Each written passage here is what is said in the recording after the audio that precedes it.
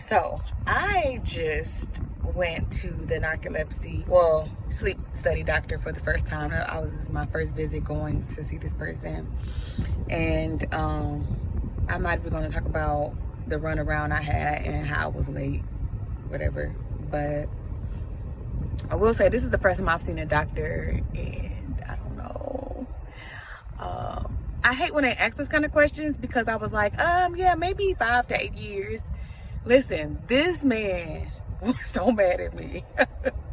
I could not give him clear answers, which is why I advocate for people to have records when they go to the doctor and be able to get them receipts, because these doctors be mad. And this doctor was mad at me, and because he was like, when was the last time you had your sleep study?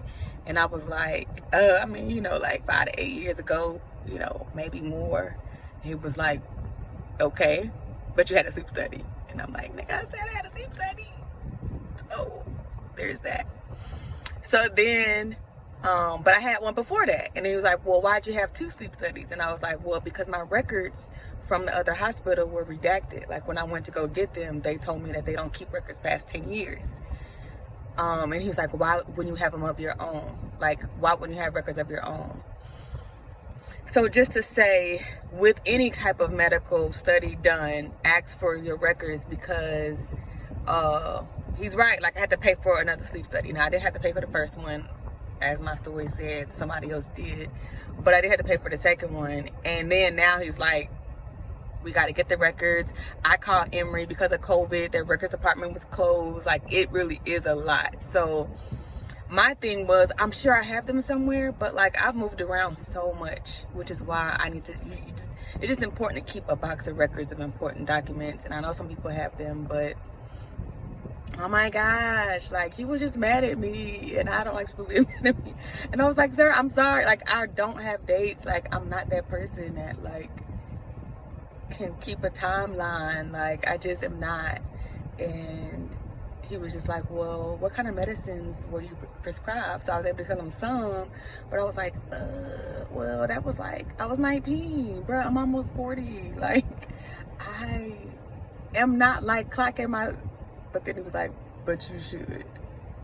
And so I am just saying, you should, whoever you are, you should be keeping records of your stuff. So then he's like, who was your last doctor that dealt with your sleep disorder? I don't know, bro, because I used a couple of them, and then I just went the natural route. So then he was like, yeah, when's the last time you took medication? And I was like, well, probably about 8 years ago. He was like, you have narcolepsy, but been without medication for 8 years. He was like, thrilled. And I was like, oh, so what I meant was, I've been on like this natural thing, and it's been keeping me, which I still feel like I'm fine with that. But what I was taking, they discontinued. So this is really what prompted me to go to a doctor. Plus, I just feel like I need that steady sense of record keeping. Who's to say what can happen, right? So I was like, let me just go ahead and get a doctor. Nobody referred me. So he was like, who referred you? I was like, well, I just kind of looked up this black lady, actually, who ended up not being the doctor. But anyways, listen, just don't do it. You need to be prepared. Prepare your family members, elderly, kids is probably easier to keep records, but definitely older family members, getting records, trying to make sure that you are informed or they are informed. It's just so important. Because I will say it again, this man was mad at me, and I don't know him at all, and I couldn't even remember his name. I kept calling the man Dr. Francis, and his name was Dr. James. So that goes to show you how I don't know you, but yeah, I still didn't like the fact that he was mad at me. So because I guess, I'm sure it's already hard. You got other patients, you want people to be prepared. I get it. And I wasn't. And I own it. I wasn't prepared, but yeah, I just it was very interesting. to have that experience.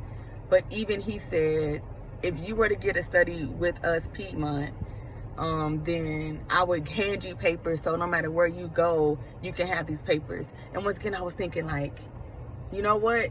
I'm probably the issue in this, because I am the issue. Because even with the last sleep study I had, they didn't send me home with papers after my sleep study. I did call afterwards for a follow-up, but I've changed doctors so many times. I've changed insurance. I told him for that 8 years I wasn't on medicine. I also didn't have insurance. And the medicine, the Provigil that I was taking was like $300 a month. I didn't have that without insurance, right? So I was also telling him, like, I had to take alternative routes, you know. And so he was like, okay, I understand, you know. And now I have insurance in my job, but I was still using my alternative methods because they were working. But when they discontinued the stuff that I was using, which, mind you, when he asked me, I couldn't remember. I've been using that stuff for 5 years, probably. Is it my memory? Partly, I'm sure, but my lack of attention to detail. Like, I just don't pay attention to stuff as much as I should. And that's so bad, because literally I've been taking that stuff for years and I just don't remember it. So anyway, it ain't much else to say, but it's just so important to keep your records. I'm sure I have them somewhere, but once again, I've moved around so much, and I just can't wait to buy a house, honestly. Not that has to be anybody else's situation. You don't gotta buy nothing if that's not your desire or circumstance, but just to be stationary, like, and not have to keep moving, because all your things have to move with you unless you have a storage, I guess. And I don't. So anyway, yes, ask for records, keep your records, keep a record of your own. He was asking me all about, like, what time I go to sleep, what time I wake up, how many times a night do I, like, I was supposed to have a sleep journal. I knew that. They told me that 15 years ago. I kept one for a little while, but I've been inconsistent, and so I couldn't even, it's like 10:30, I'll maybe wake up this many times. If you wake up this many times for this, he was trying to calculate for 15 minutes. How does this work? I was like, well, maybe it's not like that. And then he was like, ma'am. And I was like, sir, sorry. So anyway, those records are important. Those details are important, not just for narcolepsy. I think for all things, actually. So anyway, that's my story, and I'm sticking to it.